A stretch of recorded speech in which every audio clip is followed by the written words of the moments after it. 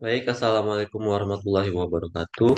Sebelumnya perkenalkan saya Muhammad Kianus Edison dengan NIM C0D024019 dan pada kesempatan kali ini saya akan menjelaskan mengenai konsep dan pencatatan akuntansi pajak, pendapatan, penghasilan, dan penjualan dalam RPS 14 dalam mata kuliah akuntansi perpajakan dalam dosen mengampu Bapak Dr. Wirmeka Putra, Bapak Lutfi, dan Ibu Heriani. Yang pertama, latar belakang. Dalam kegiatan usaha, pendapatan berasal dari penjualan barang, jasa, investasi, dan transaksi lainnya.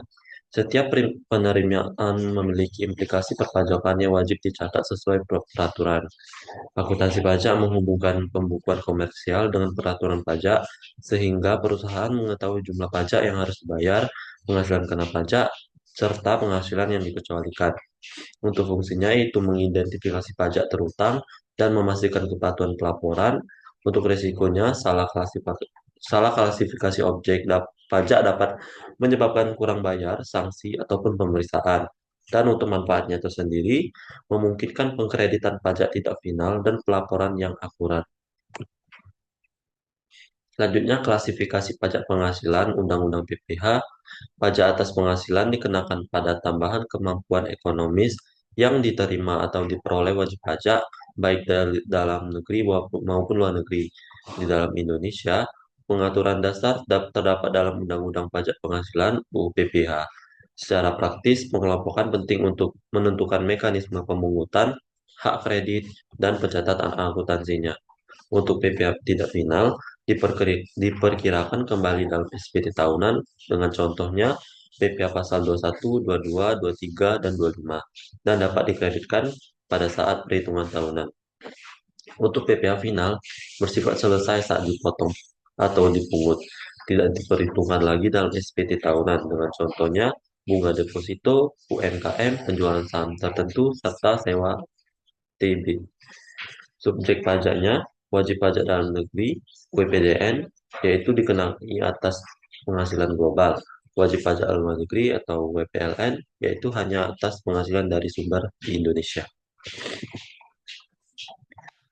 Untuk hubungan pajak dengan pendapatan dan penjualan merupakan dasar utama pengenaan pajak. Semakin besar penjualan, semakin besar pula potensi pajaknya. Namun, tidak semua penjualan otomatis menjadi dasar pengenaan pajak. Perlu mempertimbangkan pengurangan biaya, jenis penghasilan, dan peraturan objek ataupun bukan objek pajak. Yang pertama, identifikasi pendapatan. Catat semua penerimaan, seperti penjualan barang, jasa, dan penerimaan modal sesuai dengan bukti transaksi. Yang kedua, klasifikasi pajak.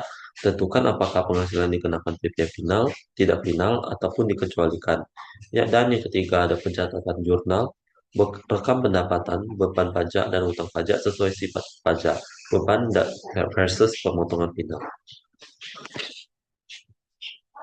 Selanjutnya, untuk pencatatan akuntansi pajaknya, secara umum pendapatan dicatat sebagai pendapatan perusahaan, pajak yang timbul dicatat sebagai beban pajak ataupun utang pajak. Pencatatan yang benar memastikan laporan keuangan mencerminkan kondisi fiskal yang real dan memudahkan pelaporan ke otoritas pajak. Dengan contoh sederhananya, perusahaan memperoleh pendapatan jasa sebesar 50 juta rupiah untuk jurnal pencatatan pendapatan, kas di debit sebesar 50 juta serta pendapatan jasa di kredit sebesar 50 juta rupiah. Jika ada pajak terutang yang harus dicatat, beban pajak di debit dan utang pajak di kredit. Contoh lainnya, karyawan menerima gaji sebesar 10 juta, jurnal akuntansinya catat beban gaji, utang PPh 21 dan kas sesuai pembayaran. Penghasilan yang termasuk objek pajak. Objek pajak adalah setiap tambahan kemampuan ekonomis yang dapat dipakai untuk konsumsi ataupun menambah kekayaan. Berikut kategori utama yang sering menjadi objek pajak.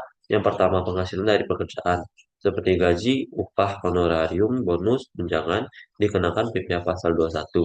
Dengan contoh, karyawan karyawan dengan gaji 10 juta per bulan dengan pencatatan beban gaji dan utang PPh 21. Selanjutnya, penghasilan dari usaha. Laba usaha dari penjualan barang ataupun jasa dicatat sebagai penjualan atau pendapatan. Dengan contoh, penjualan 100 juta rupiah dengan jurnal, kas atau piutang, dan penjualan. Selanjutnya, penghasilan dari modal, bunga, dividen, royalti, keuntungan penjualan saham, sebagian dikenakan PP final dan sebagian tidak. Dan terakhir ada hadiah penghargaan seperti hadiah undian, bonus penghargaan tertentu dianggap menambah kemampuan ekonomis dan termasuk objek pajak. Selanjutnya ada keuntungan penjualan aset dan penghasilan lainnya. Keuntungan dari penjualan aset, tanah, bangunan, kendaraan, saham, termasuk objek pajak dan harus diperhitungkan dalam perhitungan pajak. Objek pajak lainnya juga mencakup selisih kurs, pembebasan utang, serta keuntungan revaluasi aset. Analisis fiskal menuntut perusahaan membedakan penghasilan yang sebenarnya, menambah kemampuan ekonomis dari transaksi yang bersifat perpindahan hak atau pengembalian modal. Kesalahan pengelompokan dapat berujung pada bayar pajak, sanksi administrasi, serta pemeriksaan fiskal. Selanjutnya untuk penghasilan yang bukan objek pajak, tidak semua penghasilan dikenai pajak. Undang-undang memberikan pengecualian untuk menjaga keadilan, menghindari pajak berganda, dan mendukung kebijakan publik. Contoh pengecualian utamanya, yang pertama bantuan dan sumbangan, bantuan bencana alam dan hibah tertentu dapat dikecualikan jika memenuhi syarat peraturan. Yang kedua ada warisan. Warisan dianggap perpindahan hak, bukan tambahan kemampuan ekonomis, sehingga bukan objek pajak. Yang ketiga setoran modal. Setoran tunai ataupun aset dari pemegang saham dicatat sebagai modal saham dan bukan objek pajak. Dan yang terakhir ada klaim asuransi dan dividen tertentu. Beberapa klaim asuransi sebagai penggantian kerugian dan dividen tertentu dengan syarat dikecualikan. Perhatikan bahwa pengecualian biasanya memerlukan bukti dan pemenuhan syarat menurut peraturan pajak. Selanjutnya kita analisis perbedaan objek dan bukan objek pajak. Perbedaan mendasar objek pajak, perbedaan mendasarnya objek pajak menambah kemampuan ekonomis dan dikenakan pajak, bukan objek pajak dikecualikan oleh undang-undang. Pengelompokan yang keliru menimbulkan konsekuensi finansial dan reputasi. Yang pertama, konsekuensi salah klasifikasi, kurang bayar pajak, denda administrasi, pemeriksaan fiskal, dan potensi koreksi laporan keuangan. Yang kedua, praktik terbaik akuntansi pajak, dokumentasi lengkap, klasifikasi transaksi sesuai undang-undang, pencatatan jurnal yang transparan, serta rekonsiliasi fiskal rutin. Yang ketiga, integrasi sistem. Gunakan sistem akuntansi yang mampu memisahkan pajak final dan tidak final, serta menghasilkan laporan pendukung untuk pemeriksaan.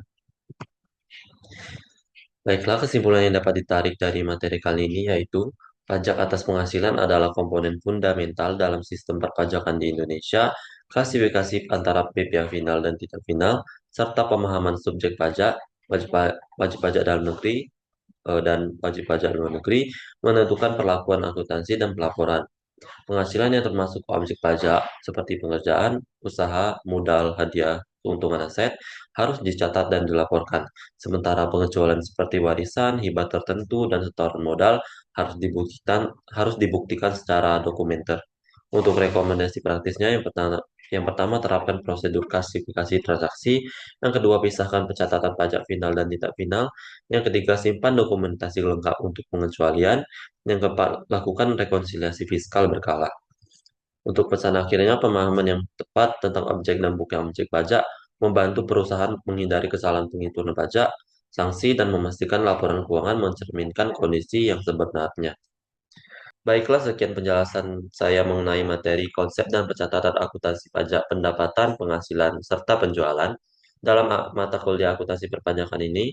Semoga apa yang saya sampaikan ini dapat bermanfaat bagi semua orang yang menonton video ini. Terima kasih. Saya akhiri. Wassalamualaikum warahmatullahi wabarakatuh.